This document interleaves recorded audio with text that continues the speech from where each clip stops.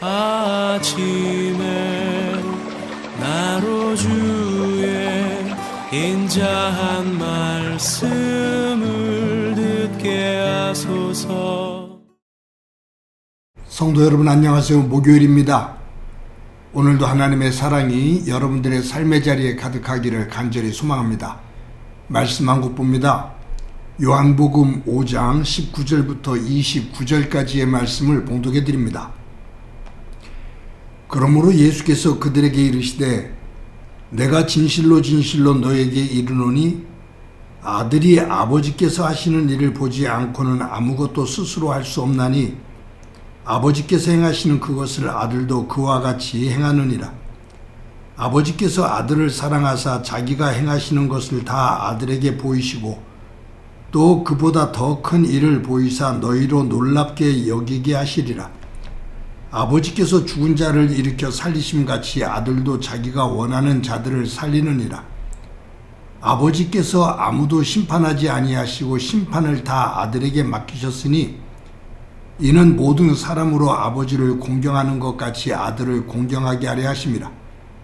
아들을 공경하지 아니하는 자는 그를 보내신 아버지도 공경하지 아니하느니라. 내가 진실로 진실로 너에게 이르노니 내 말을 듣고 또 나 보내신 이를 믿는 자는 영생을 얻었고 심판에 이르지 아니하나니 사망에서 생명으로 옮겼느니라. 진실로 진실로 너에게 이르노니 죽은 자들이 하나님의 아들의 음성을 들을 때가 오나니 곧 이때라. 듣는 자는 살아나리라. 아버지께서 자기 속에 생명이 있음같이 아들에게도 생명을 주어 그 속에 있게 하셨고 또 인자됨으로 말미암아 심판하는 권한을 주셨느니라. 이를 놀랍게 여기지 말라. 무덤 속에 있는 자가 다 그의 음성을 들을 때가 오나니 선한 일을 행한 자는 생명의 부활로 악한 일을 행한 자는 심판의 부활로 나오리라. 아멘. 예수님께서 안식일에 베데스다 연못에서 38년 동안 중풍병으로 앓고 있는 사람을 낫게 하셨습니다.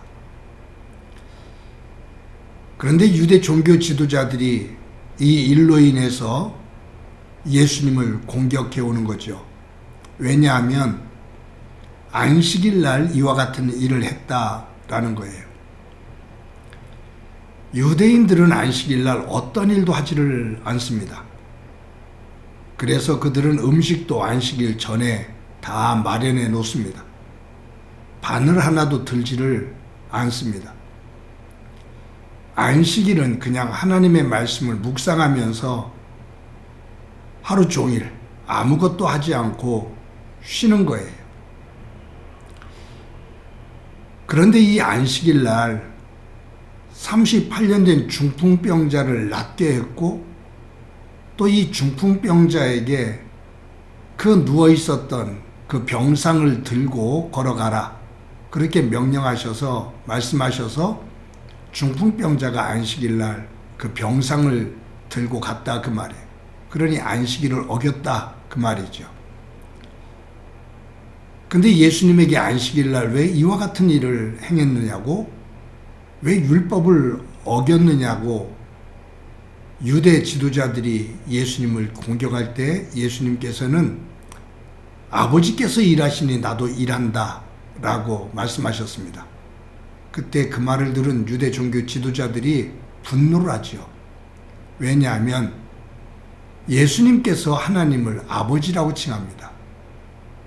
자신이 아들이다 그 말이에요. 그러니 신성 모독이 된 거죠. 어떻게 사람이 하나님을 향해서 아버지라고 말하느냐. 신성 모독입니다. 그리고 안식일을 어긴 겁니다. 그래서 그 기준을 가지고 오늘 본문 앞에 있는 어제 함께 큐티했던 말씀의 마지막 18절에 보면 이렇게 기록되어 있어요. 유대인들이 이로 말미암아 더욱 예수를 죽이고자 하니 이는 안식일을 범할 뿐만 아니라 하나님을 자기의 친아버지라 하여 자기를 하나님과 동등으로 삼으심이로라.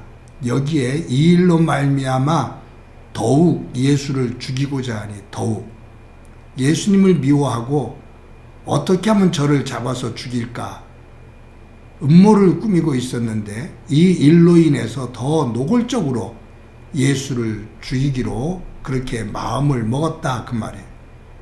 그런데 이와 같은 상황 속에서 오늘 본문에 보니까 19절에 이렇게 시작됩니다. 그러므로 예수께서 그들에게 이르시되, 그들이 유대 종교 지도자들이 예수를 더욱 죽이기로 그렇게 마음을 먹고 더 적극적으로 임하기 시작했다.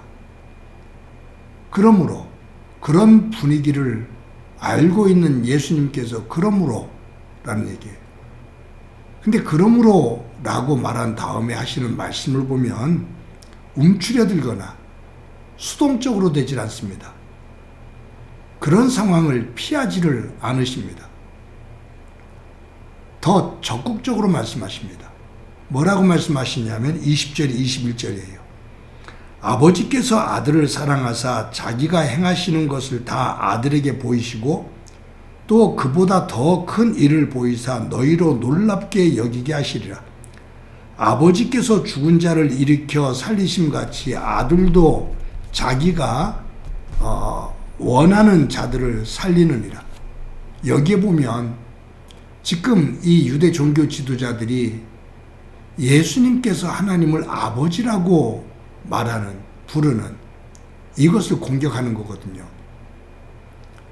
예수님을 죽이려고 단단히 벼르고 있거든요.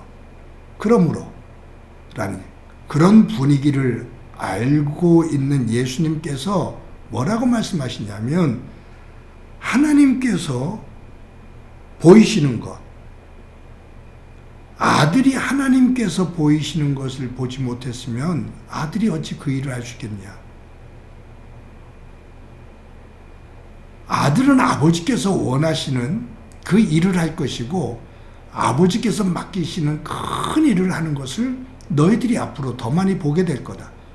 그리고 하나님 아버지께서 죽은 자를 살리신 것 같이 아들 나 또한 원하는 자를 살리게 될 거다 라고 말해.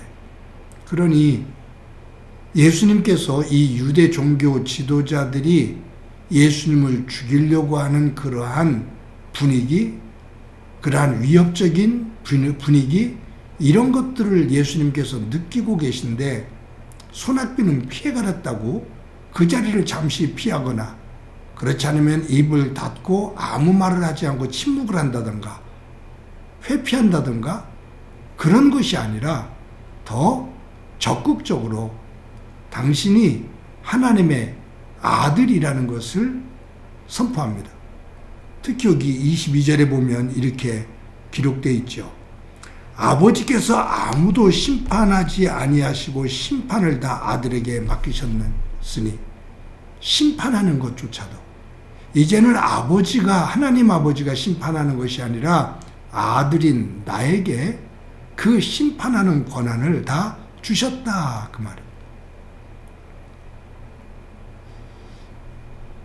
마지막 날 선한 일을 하는 자는 부활로 또 악한 일을 하는 자는 죽음으로 심판을 겪게 된다고 말씀을 하셔요. 여러분 이 말씀을 묵상하면서 뭐를 한번 돌아보게 되냐 하면 저와 여러분들의 믿음의 모습은 어떤가 한번 점검해 봅니다. 우리는 삶을 살다가 조금 어려운 일이 있거나 아니면 믿음 생활을 하다가 손해를 조금 보거나 또 고통을 조금 당하거나 그러면 우리의 믿음이 위축될 때가 있습니다. 소극적이 될 때가 있고요.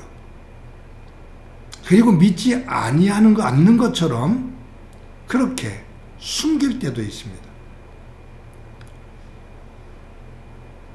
믿음에 대한 정체성이 부족한 거죠.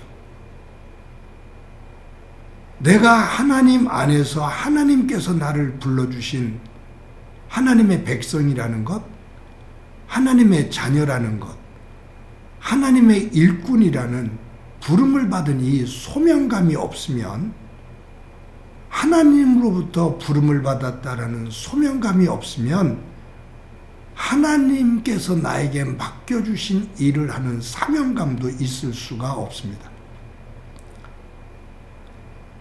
그래서 온전한 믿음이 되려면 내가 하나님으로부터 부름을 받았다, 내가 너를 지명하여 불렀나니 너는 내 것이다 라고 말씀하시는 하나님의 부르심, 하나님의 택하심, 하나님의 자녀됨, 이것에 대한 확신이 없으면, 그것에 대한 감격과 감동이 또 감사가 없으면 우리는 삶의 자리에서 하나님의 백성다운 모습으로 살 수가 없어요. 조금만 힘들어도, 조금만 손해봐도, 조금만 어려워도 그 믿음의 자리에서 한 걸음 물러서지요. 숨지요. 아닌 것처럼 꾸미지요. 오늘 유대 종교 지도자들이 예수를 더욱 죽이기로 마음을 먹었다, 그러면서 더욱 적극적인 모습으로 위협을 해요. 그러므로 그런 상황을 아시지만, 그러므로 예수님께서 위축되거나 숨지 않고 도리어 더 적극적으로 하나님의 아들 되심을 선포하는 모습을 봅니다. 이것은 예수님께서 하나님의 아들 되심에 대한 이 분명한 정체성이 있기에 가능하죠. 하나님께서, 하나님 아버지가 나를 왜 이 땅에 보내셨는지에 대한 하나님의 소명, 그리고 내가 지금 이 땅에서 이루어야 될 사명, 그것에 대한 분명한 인식이 있기에 가능한 겁니다. 저와 여러분이 오늘도 하루를 살아갑니다. 이 혼탁한 세상 속에서 수많은 사람들 가운데 하나님께서 저와 여러분을 하나님의 자녀로, 하나님의 백성으로, 하나님의 일꾼으로 불러주셨다라는 부름을 받은 자의 소명감, 그리고 하나님께서 우리에게 크던 작던 맡겨주신 그 사명, 맡겨주신 일, 그것에 대한 사명감을 가지고 오늘도 하루를 살아 예수님께서 보여주시고 있는 이 믿음의 단단한 모습이 저와 여러분의 모습이 되어지고 그 위에 하나님의 은혜가 가득하기를 간절히 소망합니다. 한번 기도합니다. 하나님 감사합니다. 오늘도 귀한 날 주신 것 감사합니다. 저희들이 살다 보면 예수님을 믿음으로 말미암아 힘들어질 때가 있고, 또 손해볼 때가 있고, 또 지치는 상황이 될 때도 있지만, 저희들 오늘 예수님께서 보여주고 계신 이 모습처럼 어떠한 상황 속에서도 하나님으로부터 부름을 받은 소명감을 가지고 하나님께서 맡겨주신 그 일을 감당하는 사명자로서의 삶을 살아갈 수 있도록 은혜 베풀어 주옵소서. 우리의 삶의 자리가 그와 같은 믿음의 자리 되게 하시고 그 삶을 통해 하나님의 영광을 드러내게 하옵소서. 오늘도 동행해 주시리라 믿고 예수님의 이름으로 기도드립니다. 아멘.